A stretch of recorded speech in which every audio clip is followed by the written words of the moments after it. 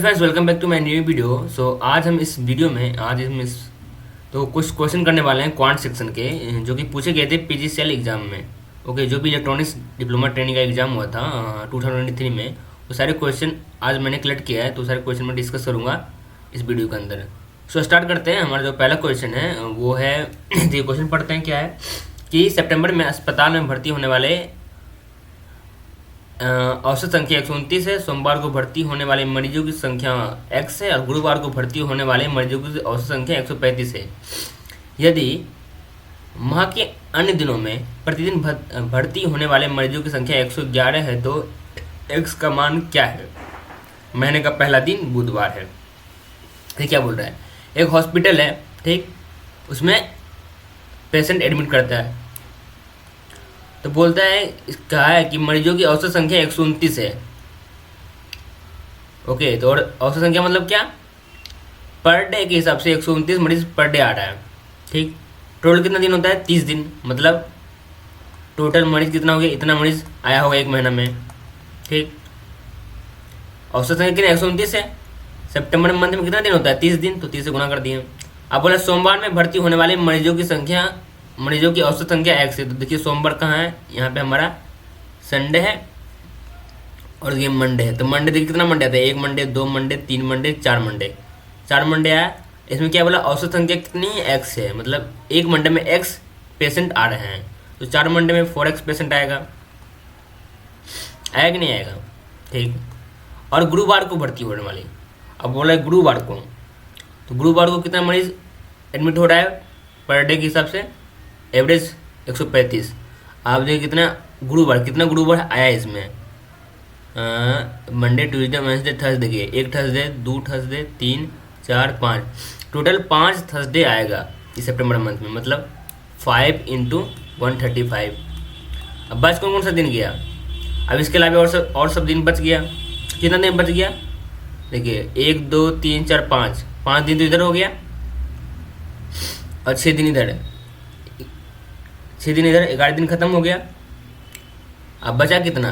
और 30 माइनस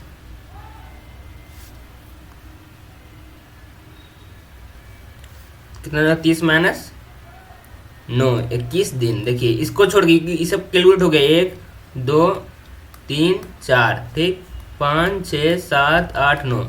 अब इसके अलावा कितना दिन बचा है? 21 दिन बचा है। 21, 9, 30 दिन हो गया। अब इसका एवरेज दिया कितना है? 111 है। तो 21 गुना 111। अब इसमें हम x कैलकुलेट कर लेंगे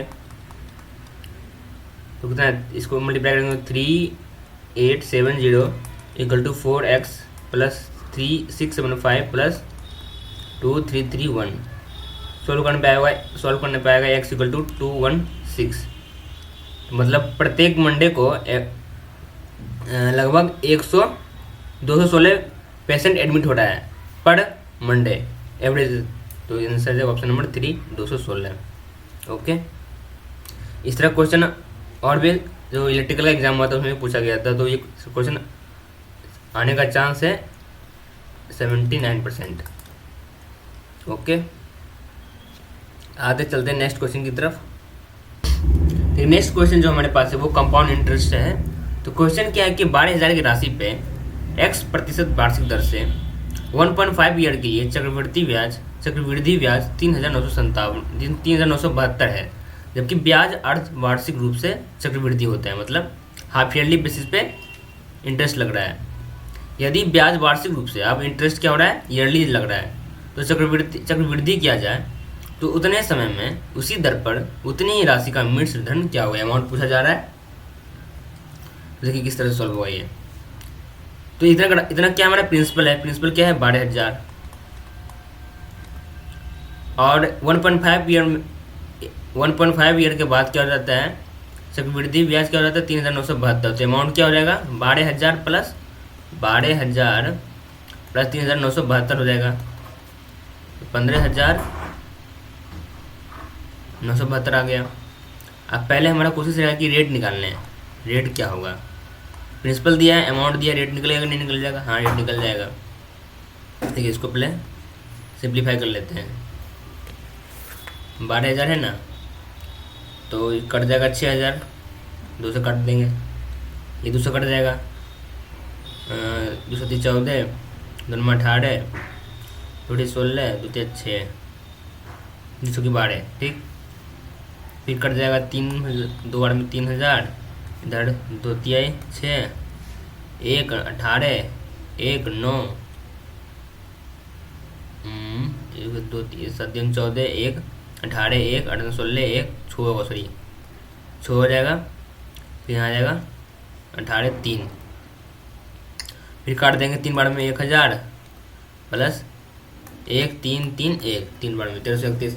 अब देखिए रेट निकालने क्या करेंगे, इसका क्यूब कर देंगे 1000, क्योंकि 3 साल के लिए है ना। 1.5 ईयर मतलब क्या, रेट क्या है 6, रेट क्या है हाफ ईयरली बेसिस पे मिल रहा है, मतलब 6 महीना 6 महीना 6 महीना, कितना हो गया 1.5 ईयर हुआ कि नहीं, इसलिए क्यूब कर दे रहे हैं हम। इसका क्यूब कर देंगे, 31 का क्यूब यहाँ 10 आ जाएगा, यहाँ 11 हो गया। रेट कितना हो गया हमारा 10%। कब, जब हाफ ईयरली बेसिस पे दिया गया था, अर्धवार्षिक रूप से दिया गया था। अब पूछा क्या ब्याज क्या कट दे रहे हैं, वार्षिक रूप से कट दे रहे हैं, तो क्या रेट क्या हो जाएगा, अब डबल हो जाएगा। रेट अब क्या हो जाएगा 20% हो जाएगा। कब, जब ईयरली बेसिस पे कंपाउंडिंग हो रहा हो, ठीक। तो उतने ही समय में मतलब 1. आप निकालना है सेम टाइम के लिए, तो अब एक साल का ब्याज कितना लगेगा 10%, सॉरी 20%।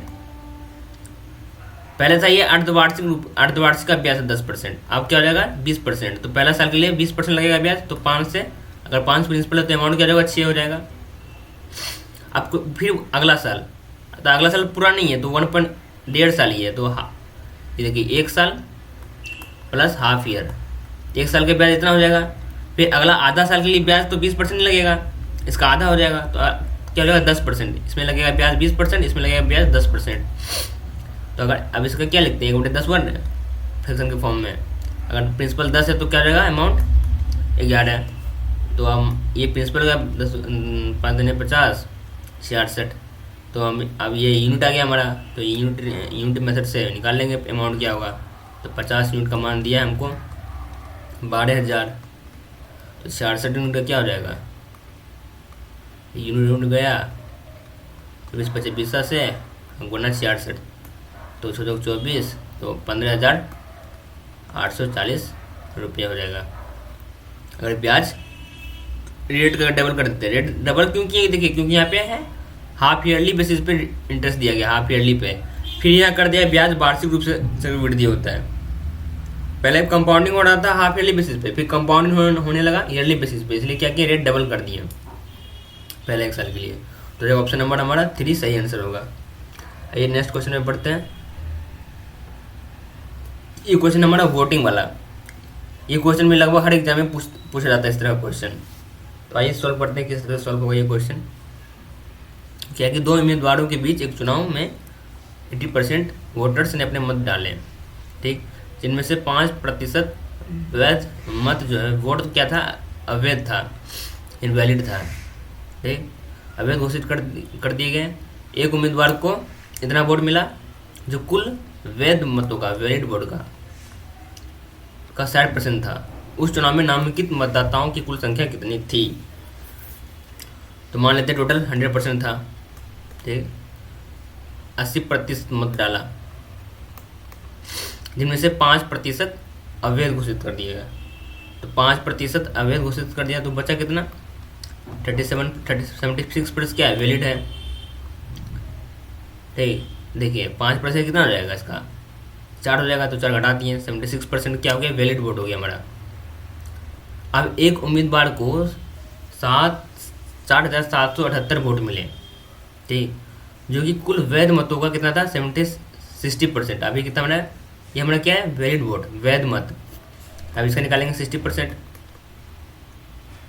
ठीक, कितना आ जाएगा 60% निकालेंगे तो कट गया 742, 4 7 35 सॉरी 37 3 742 45 44 45, तो 45/10, तो 45.6% आ गया, जो कि हम किसके बराबर है 4,788 के बराबर है। अब निकाल लेना है चुनाव में नामांकित मतदाताओं। नामांकित मतदाताओं मतलब ये 100% निकाल लेना है। तो 100% का रेशियो निकालें कितना आ जाएगा, 4788 भागा 45.6 इंटू 100%। ओके, अब इसको सॉल्व करने पे क्या रहेगा हमारा 10,500। मैं टोटल इतना वोटर्स था, ये 100% निकाल लिए। तो आंसर आ जाएगा हमारा ऑप्शन नंबर 3। ओके, देखिए जो नेक्स्ट क्वेश्चन हमारे पास है वो सर्कल से है, ज्योमेट्री से है। तो क्वेश्चन क्या है, लिखा हुआ है कि एक वृत्त के चाप की लंबाई, ठीक, आर्क, एक वृत्त के एक आर्क की लंबाई क्या है 6 पाई सेंटीमीटर है, और इसके द्वारा परिबद्ध तिर्यक खंड का क्षेत्रफल, मतलब ये तिर्यक खंड सेगमेंट का क्षेत्रफल जो है वो 21 पाई सेंटीमीटर है। तो तिर्यक खंड के क्षेत्रफल को छोड़कर वृत्त के क्षेत्रफल में क्या होगा, वृत्त का क्षेत्रफल निकालना है, इसका क्षेत्रफल, इसका एरिया पूछ रहा है, ठीक, कैसे निकालेंगे। क्या दिया है, ये हमको दिया है, ये लाइन दिया है हमें 6 पाई सेंटीमीटर, ठीक, और इसका एरिया दिया है हमको 21 पाई सेंटीमीटर। तो पहले हम निकाल लेते हैं कि ये जो इस आर के द्वारा इसका एंगल कितना बन रहा होगा, कितना डिग्री एंगल होगा ये। तो हमें मालूम है कि अगर सर्कल एक बार कंप्लीट रेवोल्यूशन करेगा 2 पाई आर में तो 360 डिग्री एंगल फॉर्म करता है कि नहीं। 2 पाई मतलब यहाँ से यहाँ एक बार घूम के आएंगे तो कितना 360 डिग्री एंगल फॉर्म करेगा। तो निकाले थे 6 पाई सेंटीमीटर में, तो 6 पाई सेंटीमीटर में कितना डिग्री एंगल फॉर्म करेगा, तो 360 डिग्री बटे 2 पाई आर इंटू 6 इंटू पाई, ठीक, इतना निकल गया, मैं डिग्री निकल गया। ओके, अब ये भी मालूम है कि अगर एक कंप्लीट रिवोल्यूशन में अगर इतना डिग्री एंगल एक बार अगर सर्कल घूमता है तो कितना एरिया फॉर्म करेगा, कितना एरिया बनेगा, तो कितना एरिया बनेगा, पाई आर स्क्वायर एरिया बनेगा कि नहीं बनेगा। आज जब इतना डिग्री एंगल है, ये क्या हमारा एंगल है पूरा, टोटल क्या ये मेरा एंगल है एक, तो इतना डिग्री एंगल में कितना एरिया बनेगा इसका, जो कि दिया हमारा 21 पाई सेंटीमीटर है कि नहीं, यही एरिया दिया है ना। ये मेरा क्या निकला, एंगल निकला। ये जो एंगल है ये एंगल हमारा क्या है, ये एंगल जो है ये निकला मेरा। अब इस एंगल में कितना एरिया बन रहा है इसको हम इसके बराबर कर देंगे। तो देखिए, तो 1 डिग्री एंगल में पाई आर स्क्वायर अपॉन 360 डिग्री।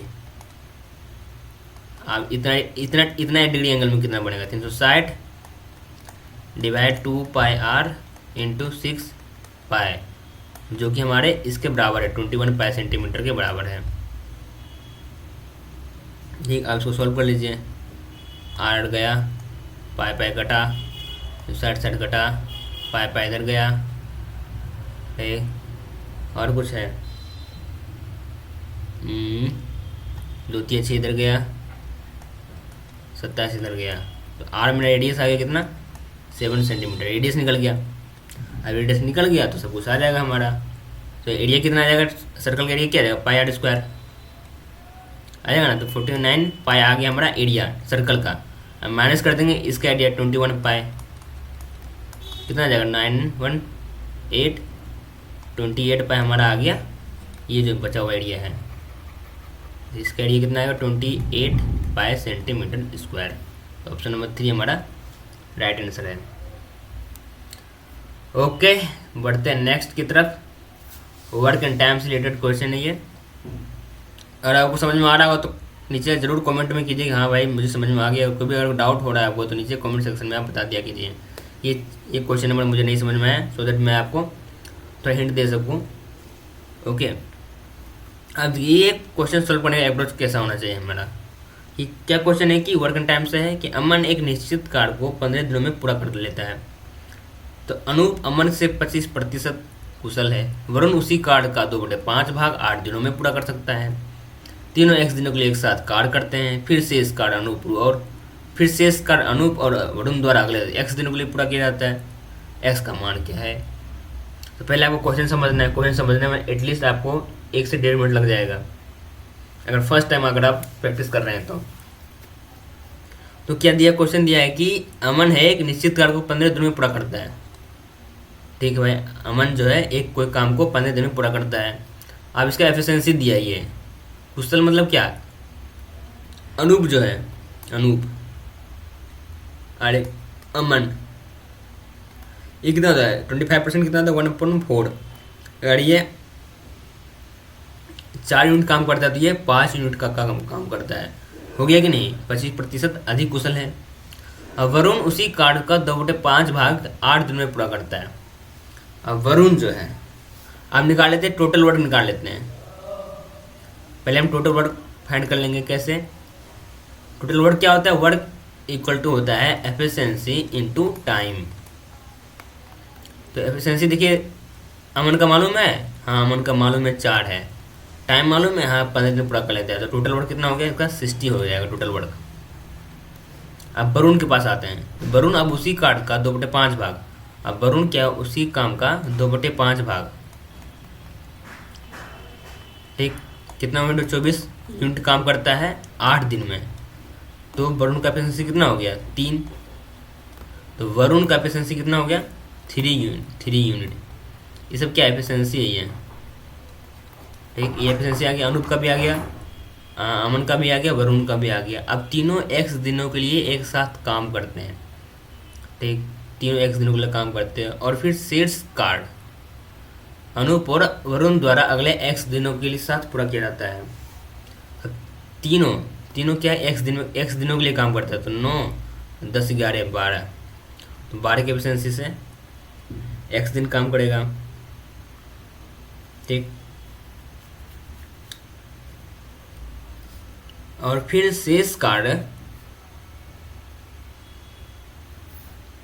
तो क्या हो गया, 12x हो गया। तीनों मतलब क्या है, अनु वरुण अनु, 5, 4, 9, 10, 11, 12, 12x काम कर लिया। और फिर शेष कार्य, अब इतना काम किया तो बचा कितना, तो 60 माइनस 12x काम बच गया। अभी इतना काम और करना है। तो इतना काम अब कौन कर रहा है, अनूप कर रहा है और वरुण कर रहा है। अनूप और वरुण कितना, 8 की एफिशिएंसी से, कितना दिन के लिए, अगले x दिनों के लिए, मतलब x दिन के लिए और ये काम करेगा। टोटल काम इतना है। जब कुछ दिन के लिए काम किया, मतलब x दिन के लिए काम किया, तो 12x काम कर लेगा। तो बचा कितना, तो 60 में ये घट जाएगा, तो इतना काम बचा है। अब इतना काम कौन करेगा, तो अनूप और वरुण करेगा मिलके। तो क्या हो, अनूप और वरुण का एफिशिएंसी क्या है, 8 हो गया। 5 + 3 8, और x दिनों के लिए काम करता है, क्वेश्चन में गिवन है। अब निकाल लेते हैं x का वैल्यू। तो x इक्वल टू क्या आएगा, 20x, x इक्वल टू क्या आ गया, 3। तो क्या जाएगा, ऑप्शन नंबर 3 हमारा सही आंसर होगा। आइए नेक्स्ट क्वेश्चन की तरफ बढ़ते हैं। नेक्स्ट क्वेश्चन हमारा प्रॉफिट एंड लॉस से रिलेटेड है। तो एक दुकानदार को वस्तु ए को इतना बेचने पर 16% का लाभ होता है, और वस्तु बी को इतना पर बेचने में 13% की हानि होती है। यदि वह वस्तु बी को इतना में बेचता है और पूरे सौदे में 15% का लाभ प्राप्त करता है, तो वस्तु ए का विक्रय मूल्य में क्या होगा, वस्तु ए का विक्रय मूल्य क्या है। मान लेते, अच्छा ठीक, ये क्या दिया है हमारा, सीपी दिया है, एसपी दिया है, सॉरी एसपी दिया है, इसका भी एसपी दिया है। इसमें प्रॉफिट गेन करते हैं, इसमें लॉस गेन करता है। तो सीपी निकाल लेते हैं, 40/60 गुना 16% का लाभ होता है ना, तो 100/116 ये हो गया सीपी। अब दूसरा इसका सीपी कितना आ जाएगा, 480 गुना 100 बटे में 13% का हानि हो रहा है। तो हानि हो रहा है 13%, तो कितना हो गया, 100 में 13 घटाएंगे तो 87, 87%, 87, 98, 88, 89, 90 + 10, ठीक, 87% आ गया। अभी देखिए 87 जो 87 को 4 टाइम से काट सकते हैं, 348 आ जाएगा, तो 40 हो गया। तो सीपी कितना आ गया इसका, 4000। अब इसका देखिए सीपी कितना आ जाएगा, तो ये 35 बार में कट जाएगा, तो इसका सीपी आ गया 3500। अब क्या बोला, यदि वह वस्तु बी को इतना बेचता है तो पूरे सौदे में कितने प्रतिशत का लाभ प्राप्त करता है। टोटल सीपी कितना आ गया, टोटल सीपी 7500। ठीक है, अब क्या करता है, इसको 15% का लाभ चाहे मिलता है। कब, जब इतना बेचता है वस्तु बी को, तो एसपी क्या हो जाएगा, जब 15% लाभ मिलेगा तो एसपी क्या हो जाएगा 7500 गुना 115/100, ये कट गया तो कितना आएगा 8625 आ गया, मेरा एसपी आ गया। ठीक, अब टोटल एसपी ही है, टोटल एसपी। अब इसमें से वस्तु बी को इतना में बेचता है 4350 में, तो 8625 में 4350 घटा देंगे, कितना रहेगा 4275।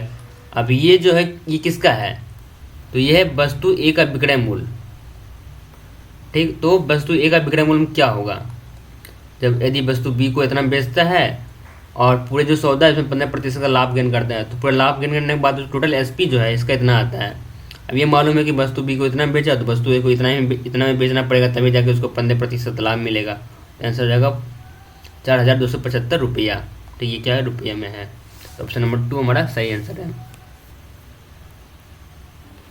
ठीक है, नेक्स्ट क्वेश्चन फिर हमारा प्रॉफिट एंड लॉस से है। तो ये भी देखिए क्या क्वेश्चन लिखा है कि एक व्यापारी जो है मार्क प्राइस पर अंकित मूल्य पर 24% छूट देने के बाद प्रत्येक साड़ी को इतने बेचता है। यदि वह अंकित मूल्य पर कोई छूट नहीं देता है तो वह 40% लाभ अर्जित करता है। एक साड़ी का क्रय मूल्य क्या होगा, तो देखिए मार्क प्राइस जो है मान लेते हैं 100 है। ठीक, इसमें छूट देता है तो एसपी हो गया, कितना देता है छूट, 24% का छूट देता है, तो मतलब एसपी क्या हो गया 76 हो गया। 76% किसके बराबर है, हमारा 798 के बराबर है। ठीक, तो मार्क प्राइस क्या निकल जाएगा, तो 100% क्या जाएगा 798/76 गुना 100, तो ये आ जाएगा मेरा 1, ये जब काटिएगा तो आ जाएगा 10.5, तो मेरा जाएगा मार्क प्राइस 1050 रुपया। ठीक, ये क्या गया हमारा मार्क प्राइस, जो इस पर रहता है प्रिंट रहता है ना साड़ी के ऊपर, लेवल जो लिखा है लेवल प्राइस उसको बोलते हैं, ये जो प्रिंट है इसी पे ये हमारा मार्क प्राइस होता है। अब ये निकल गया मार्क प्राइस निकल गया। अब क्या बोल रहा है कि यदि वह अंकित मूल्य पर कोई छूट नहीं देता है, कोई अब छूट नहीं देता है, मतलब जो मार्क प्राइस है उसमें बेच रहा है, तो ये हमारा एसपी के बराबर हो जाएगा।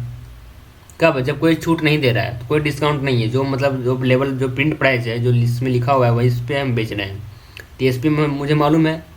अब इस पर 40% का लाभ अर्जित करता है, तो सीपी निकालना है, तो बस एसपी मालूम है हमें 1050 रुपया, सीपी निकाल लेना है। तो कैसे निकला 1050 गुना है 100 बटे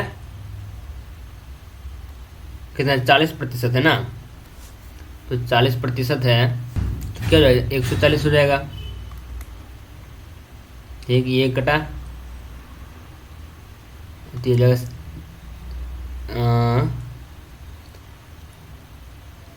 7.5 आ जाएगा ये, तो आएगा सीपी हमारा 750 रुपया। तो ऑप्शन नंबर 2 हमारा सही आंसर होगा।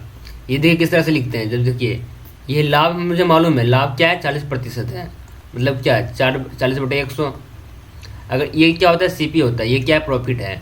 अगर सीपी 100 है तो प्रॉफिट क्या हो जाएगा 140 यूनिट।